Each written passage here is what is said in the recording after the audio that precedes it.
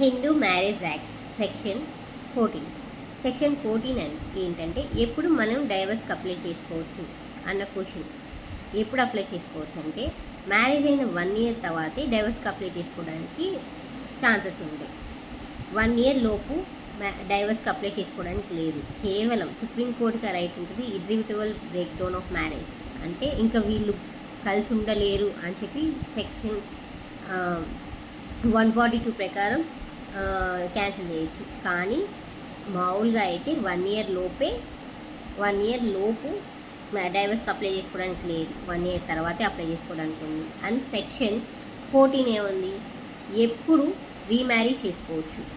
ఎప్పుడైతే divorce degree వచ్చిన తర్వాత బోత్ పార్టీస్లో ఎవరైనా సాటిస్ఫై అవ్వకపోతే వాళ్ళు ఎపీల్కి వెళ్తే ఆ ఎపీల్ డిగ్రీ వచ్చేదాకైనా ఆ ఎపీల్ డిస్మిస్ అయ్యేదాకైనా, ఒకవేళ ఏపీల్కి వెళ్లకుండా ఇద్దరు యాక్సెప్ట్ చేస్తే దాని తర్వాత రోజే మ్యారేజ్ అయినా చేసుకోవచ్చు.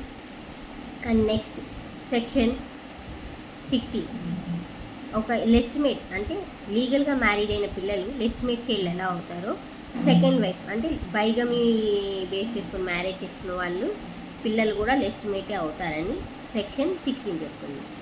రిమైనింగ్ సెక్షన్స్ నేను తర్వాత వీడియోలో మీకు ఎక్స్ప్లెయిన్ చేస్తాను. నేను చెప్పింది మీకు అర్థమయ్యి నచ్చినట్టయితే నాకు కింద లైక్ చేయండి, షేర్ చేయండి, అలాగే కామెంట్ చేయండి. Thank you.